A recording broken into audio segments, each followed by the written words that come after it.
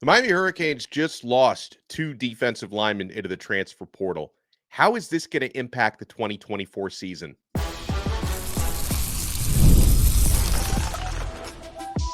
You are Locked On Canes, your daily podcast on the Miami Hurricanes, part of the Locked On Podcast Network, your team every day.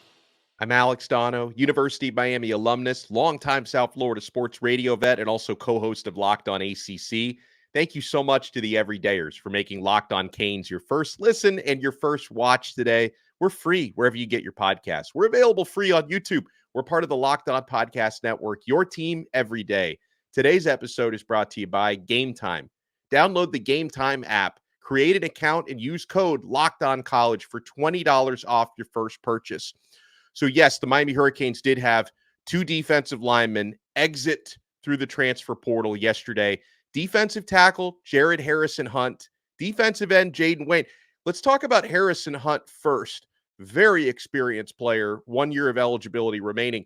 And, folks, out of the players who have left Miami so far this spring, I think there could be a few more. But out of the players who have left so far, Harrison-Hunte is likely the one who would have played the most this coming season. So in the short term, this is the most impactful exit. You can argue about some of the younger players who have left. Would they have been more impactful down the road?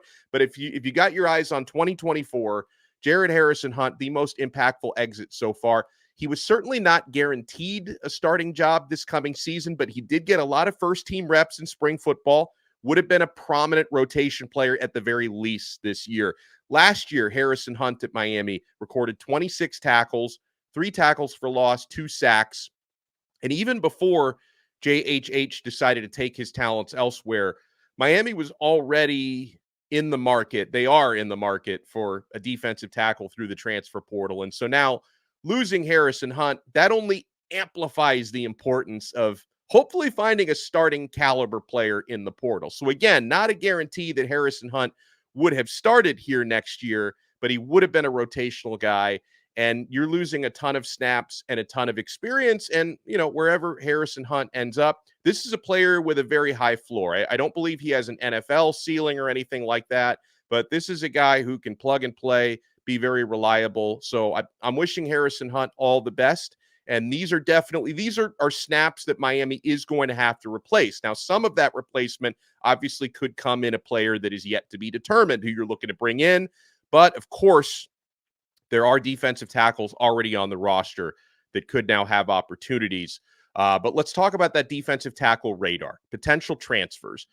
Right now, in terms of where Miami is trending, it's pretty quiet, folks. I'm not going to lie. Now, you know, things can obviously still change, and there could be D tackles that haven't entered the portal yet.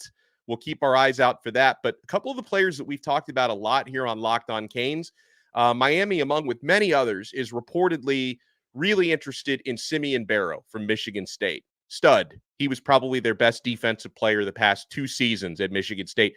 But I think LSU are the clear favorites. There's a lot of rumors out there that, you know, maybe LSU has been the favorite since he entered or even before he entered the transfer portal. I believe he's in Baton Rouge now visiting there. So I think what we're going to look for with Simeon Barrow is, does he come out of that LSU visit without a commitment? And if he does, can Miami get him on campus this weekend? But this is, I definitely would say LSU is trending out front for Barrow. There's no question about that.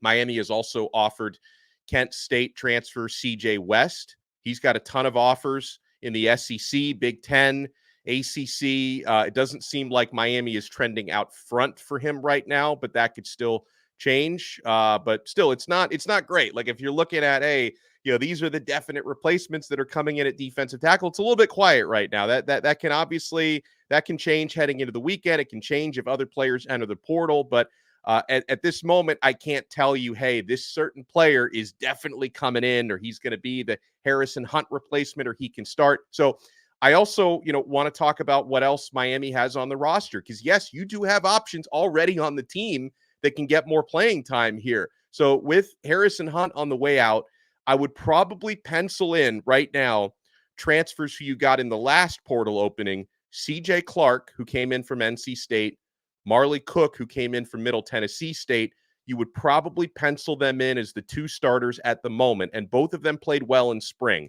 They're well-liked among the coaching staff. I also think Thomas Gore is a guy who could see a prominent role in the rotation, probably not start, but probably play quite a bit. And there are younger players on Miami's roster at defensive tackle who have a big opportunity to step up this year. Joshua Horton and Ahmad Moten. Those are names I'm going to circle. Opportunity knocks for both of you. Both of these players, Horton and Moten, they're over 300 pounds. They came into Miami with a lot of potential. Horton came in last year. Moten came in the year before. I would love to see both of those guys step up and really carve out some playing time for themselves. And yes, I wonder how much the true freshman can get on the field this season. Because yes, you don't want to rely on too many true freshmen playing meaningful roles. But at the same time, sometimes you bring in players that are so special, it just works out, right? I mean, Ruben Bain started most of the year last year on Miami's defensive line on the edge and was tremendous, one of the best defensive linemen in the country. So is it possible that Justin Scott, who was actually a higher rated recruit coming out of high school than Bain was, 5-star, top-ranked recruit in Miami's class, Justin Scott, who wasn't here for spring football, he's going to be enrolling in June. Can Justin Scott step in and maybe have the type of impact as a true freshman that Bain did last year? I wouldn't rule it out. The guy's a stud, but I just haven't seen him yet because he hasn't enrolled yet. Artavius Jones is another one, high-rated 4-star recruit who's enrolling in June. This guy was a monster in high school. And, of course, when you talk about, other players, these guys are edge rushers, but they can definitely play inside and have situationally Ruben Bain and Akeem Mesidor. They're capable of playing inside. You can also say the same thing about a couple of the other true freshmen like Armando Blunt and Dalen Russell. I wonder if they can have an impact the first year. I expect Miami to be aggressive to try to bring in a defensive tackle through the portal, but I think it's also important to remember that you do have players on the roster that would like opportunities and could potentially step into bigger roles this coming season. So let's talk about Jaden Wayne. Jaden Wayne also hit the transfer portal yesterday. And, I'll tell you, like I sent out an X post yesterday about how, this one makes me sad, and it does. And then, of course, you started to have Seminole fans and Gator fans retweeting me like, oh, look at that. This guy's sad. That means we're happy. Let me be clear. I don't know how much of a role Jaden Wayne would have played this coming season, but the reason why it makes me sad is since I've been doing this show, Locked on Canes, for the last 2+ years, we really, really, really extensively covered those recruiting classes of 2023 and the recruiting classes of 2024. And I covered these players so much, and I've had a chance to get to know Jaden just a little bit, get to know his family a little bit. So, it's like anytime we lose one of these guys who I covered so much in recruiting and so much in high school, it makes me a little bit sad. And yeah, Jaden Wayne, he's got loads of potential, and I hope he reaches that potential wherever he ends up, as long as it's not Florida and Florida State, of course. So former 4-star recruit at a powerhouse IMG Academy, class of 2023. But with Jaden Wayne leaving, my understanding on his exit is this one comes down to his place on the depth chart, and it just comes down to playing time. Because Jaden Wayne, he had seemingly been passed on the depth chart by Malik Bryant, who switched from linebacker to defensive end, Cole McConathy, who's a true freshman, but that dude's a physical freak. I mean, McConathy turned a lot of heads in spring football. And Marquise Lightfoot is also one worth talking about. True freshman edge rusher, 5-star coming out of high school. He's still a little bit light, but he's putting on weight. And I think Marquise Lightfoot, if he keeps putting on size in that strength and conditioning program, can make himself a factor to play this season. So I think with Jaden Wayne, it really just came down to depth chart opportunities on the field this year. He's going to look for an opportunity elsewhere. So, you're going to keep seeing stuff like this happen, folks, as Miami's roster gets deeper and deeper over the next couple of years with the way they've been recruiting. Sometimes talented players, young players in deep position groups are going to seek other opportunities, right? Because, yeah, on the edges, I mentioned ascending players like McConathy, Malik Bryant, Marquise Lightfoot. You also obviously have Ruben Bain is going to be a starter. Then you're going to have either Akeem Mesidor or Elijah Alston starting on the other side. And then you do have depth behind those guys. So I'm sad to see Jaden go. and I wish him all the best because, again, this is a player and a family that I really like, and I hope he hits the ground running wherever he ends up, as long as it's not Florida or Florida State. I don't know if I can root for him if that happens. Just keep that in mind. With these departures, Miami is now at 84 scholarships, if you include the 10 true freshmen who are enrolling this summer. So as it stands, Miami is now, they're one spot below the limit, okay? Now, they want to bring in more than one player this spring, so that means a few more players are going to have to go in order to get 3, 4, 5 spots below that roster limit. And we're not even close to being done yet on this episode of Locked On Canes. I want to talk about Miami's progress with Damien Martinez because it's looking good, folks. And I'll tell you why it's looking good for Miami to potentially land the top available running back and one of the top available players in the transfer portal right now. What happened last night and what's going to happen this weekend. Miami, by the way, has a new transfer portal target at defensive back, and it's a guy who started 12 games in the SEC last year. We got a lot to talk about. We're only getting started on this brand new episode of Locked On Canes. Keep it locked. And folks, I'm only getting started with Game Time. Buying last-minute tickets to sporting events, it used to be a stressful experience, but the deals get better on Game Time the closer you get to that event starting. I got a steal on Florida Panthers playoff tickets the other day. I'm going to be looking at Miami Heat playoff tickets coming up, and Game Time is now an authorized ticket marketplace of Major League Baseball, which makes getting tickets even faster and easier. You will not believe the prices for Marlins games, by the way, with killer last-minute deals, all-in prices, views from your seat, and their lowest price guarantee. Game Time takes the guesswork out of buying Major League Baseball tickets. Folks, Game Time is the only ticket app that I use. And it's not just sporting events, concerts, musical theater, comedy shows. If there's an event happening in your area, you're going to find that event on Game Time. I love how they give you views from your seat. You're going to see exactly the angle and is there any obstruction? Is there not? You see exactly what you're going to be looking at right there on the Game Time app. The all-in prices. That's a game changer. They don't tack on those hidden fees at the end. You see right up front exactly what you're going to be paying for your tickets, which is a courtesy that Game Time offers. So take the guesswork out of buying tickets with Game Time. Download the Game Time app, create an account, and use code LOCKEDONCollege for $20 off your first purchase. Terms apply. Again, create an account and use code LOCKEDONCollege for $20 off. Download the Game Time app today. Last minute tickets, lowest price guaranteed. And we are also brought to you by FanDuel. That same Florida Panthers game that I went to, I also won money on that game thanks to the folks at FanDuel. Guys, it's playoff time in the NBA and NHL.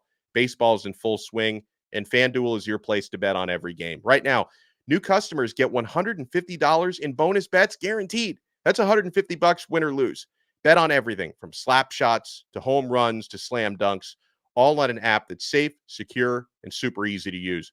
What are you waiting for? Visit FanDuel.com/lockedon and make your first bet an automatic win. FanDuel, America's #1 sportsbook. Thank you so much for making this episode of Locked On Canes your first listen and your first watch today. We are part of the awesome Locked On Podcast Network, your team every day. Damien Martinez. The trends continue to look good. This a stud running back out of Oregon State. He's been in the transfer portal since day one. 1,185 rushing yards last year, averaged 6.1 yards per carry. And not just last year, the last 2 years, he's averaging 6.1 yards per carry.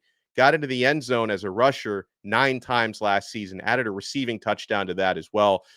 This is a true featured back, and it's someone Miami has been all over Martinez from the beginning. This is a player Miami wants to add.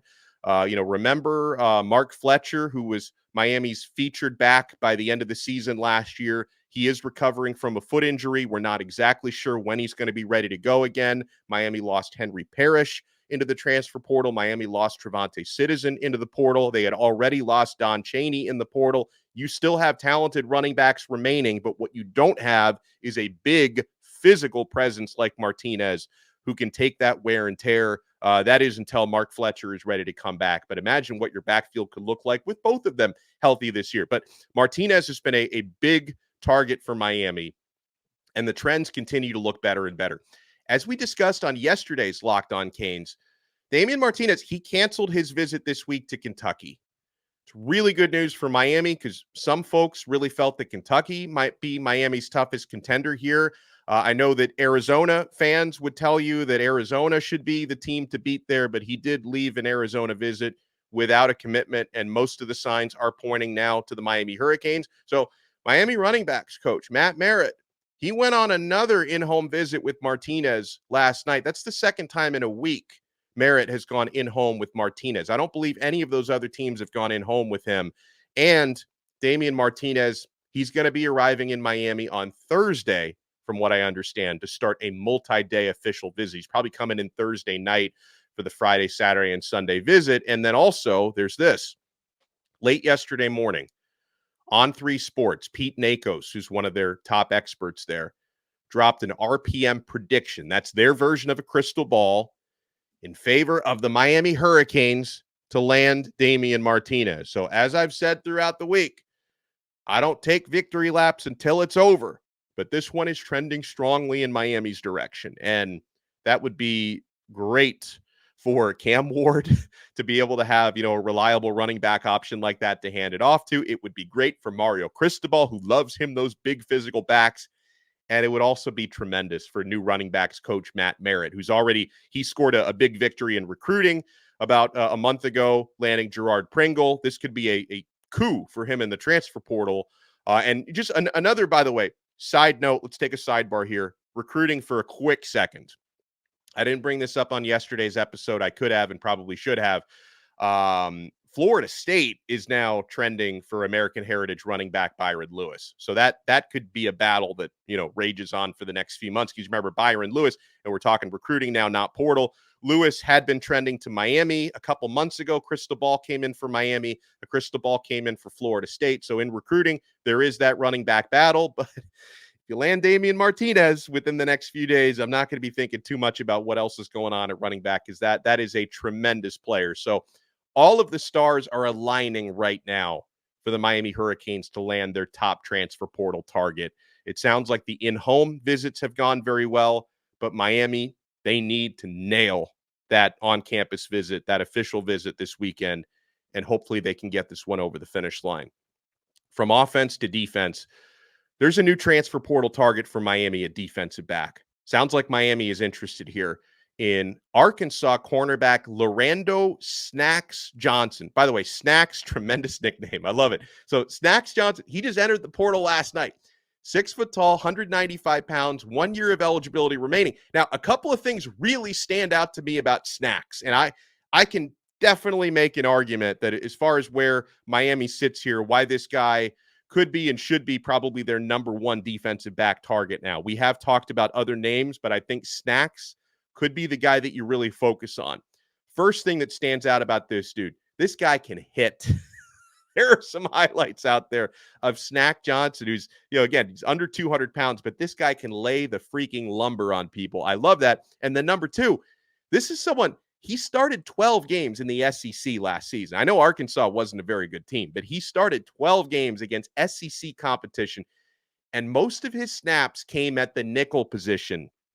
That's something that I find to be very interesting in terms of what Miami needs here, folks, because if you can land Snaxx, you'd be getting a player not only with SEC starting experience, but someone who could potentially be your starting nickel or star position, Miami calls it. And that would allow Mish Powell to play safety. So that would essentially accomplish 2 goals with 1 addition, because if you don't bring in Snaxx, there's a chance that Mish would have to start at the nickel instead of safety, which has a safety spot open for, some younger players out there who may not necessarily be, ready to be 13-game starters for a team that wants to contend for an ACC championship. So, I think, and one of the reasons why I do think Miami liked Greedy Vance out of Florida State, who transferred to USC, so he's off the board. I think one of the reasons Miami liked Greedy Vance was he could have played the nickel, which would allow Mish to move to safety. Snaxx Johnson could accomplish the same thing. He was credited with 3 pass breakups and an interception last year. Now, here's something I want you guys to think about when you're evaluating Mr. Johnson, Snaxx Johnson, that is, because there's another Johnson that we talk about at defensive back. I am begging the analytics nerds out there, not to overthink this one. And here's why. Because, yes, if you look at the Pro Football Focus grades, you will notice that Lorando Snaxx Johnson, his PFF grade was not as high last season as Diani Hill from Marshall, who Miami is interested in, or Anthony Johnson Jr. from Western Kentucky, who I think Miami is also interested in. So I've seen some Miami fans saying, hey, I don't want Snaxx because he didn't grade out as highly as the other. We should focus on these other guys. But guys, here's the difference, okay? You got to remember this when you're looking at these PFF grades.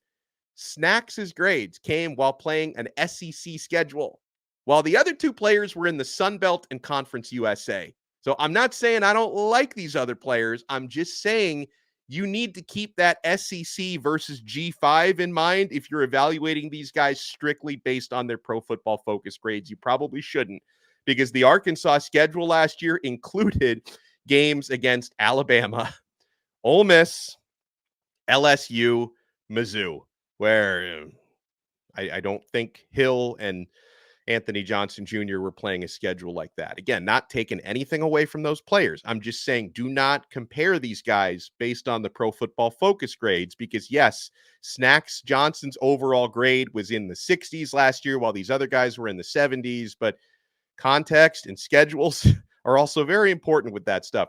I want to go through some other transfer portal notes when we come back on players that Miami has been linked to over the last week, including Jason Zandamela, Jalen Alderman, Sam Brown, and I want to answer a question from the insiders about what my ideal transfer portal haul would look like. So we've got updates. We got more coming up for you. You want to keep it locked right here on Locked On Canes. We've all been there as a player or a fan. It's halftime. The scoreboard is not looking good. You're feeling low, not sure you or your team can pull out a win. That's when you dig deep, lift your head up, and say to yourself, time to get back in the game, pull off some bank heists, and take as much of my friends' money as I possibly can. That's right. The smash hit mobile game, Monopoly Go, lets you compete with your friends to get the most riches and the biggest empire.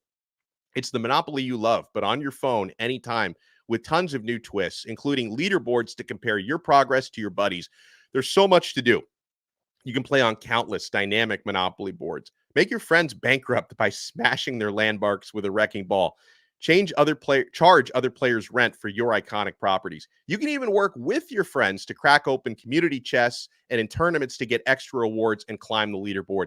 So get back out there, put on your game face, and download Monopoly Go, now free on the App Store and Google Play. Thank you so much for making this episode of Locked On Canes your first listen and your first watch today.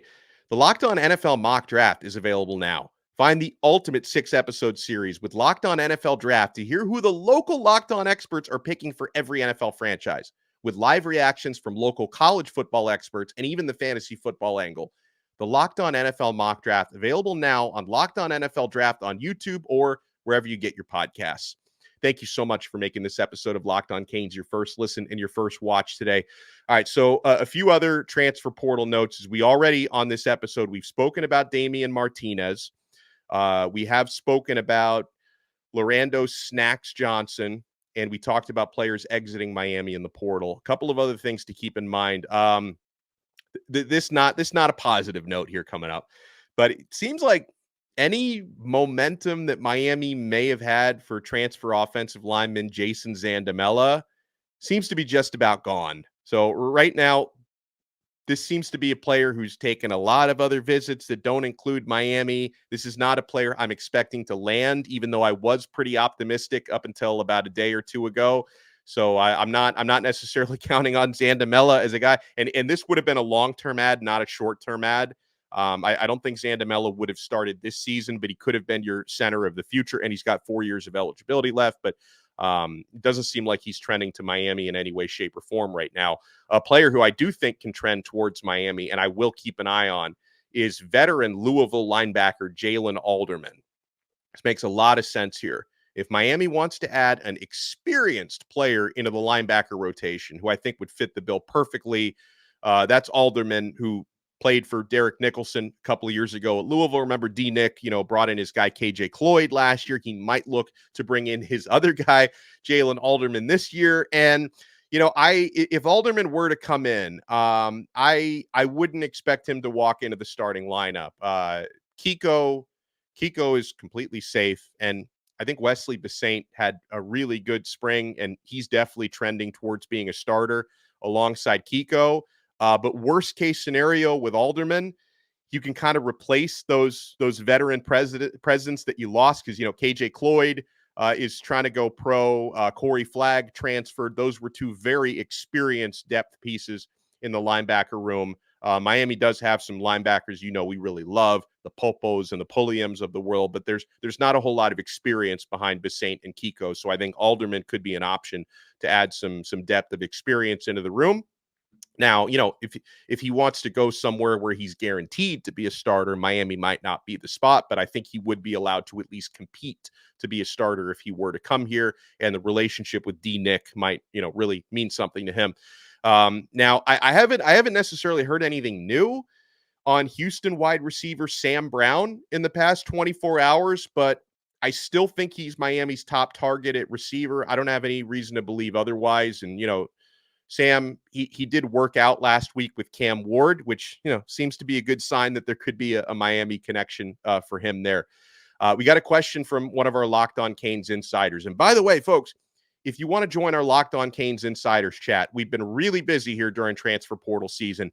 Click the link in the show description below. This is a way that the show keeps going all day. Click that link, become a Locked On Canes insider. You get text messages directly from my phone to your phone with transfer portal scoops, recruiting updates, breaking news, one-on-one questions and answers. Try it free for 14 days. Click that link to become an insider. Try it free for 2 weeks. Then if you like it, you can opt in for $4.99 a month. We try to give you a lot of added value on there on Locked On Canes Insider. So we get a question that says, hey, if we get Damien Martinez and then also a stud receiver, one offensive line key piece that can be the starting center next year, like the kid from USC. He's talking about Zandamela, by the way, and that one person who can help be a top-notch nickel. Do you think we would be right where we want to be? He said, assuming there's no more attrition, I think we'd be perfect there. So, okay. So obviously, as we just talked about, I'm definitely not optimistic about Jason Zandamela. Offensive line, it's not as big of a need right now anyway. Okay. So I think the one thing that you left out, I agree with you. Damien Martinez is a must. Miami's got to close. I agree with you. Defensive backfield, adding a corner/nickel, I believe that's a must. Miami's got to close there. Now, the other thing is, I think Miami could use a safety.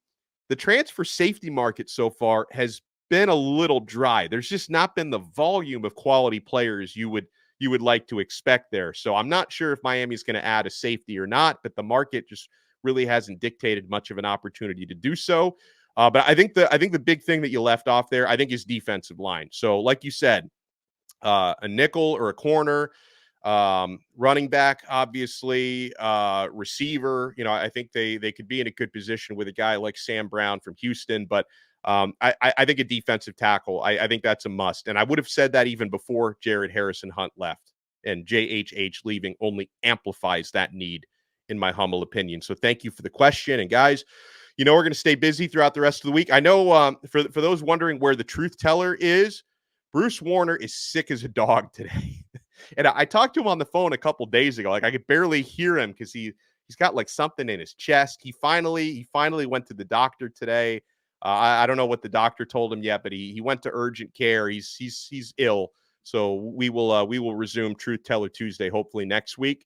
Larry Bluestein's going to join us tomorrow. The living legend, South Florida High School Sports. Larry Bluestein is going to join us tomorrow to talk about Miami's roster. So, folks, we will talk to you again next time on another episode of Locked On Canes, part of the Locked On Podcast Network. Your team every day.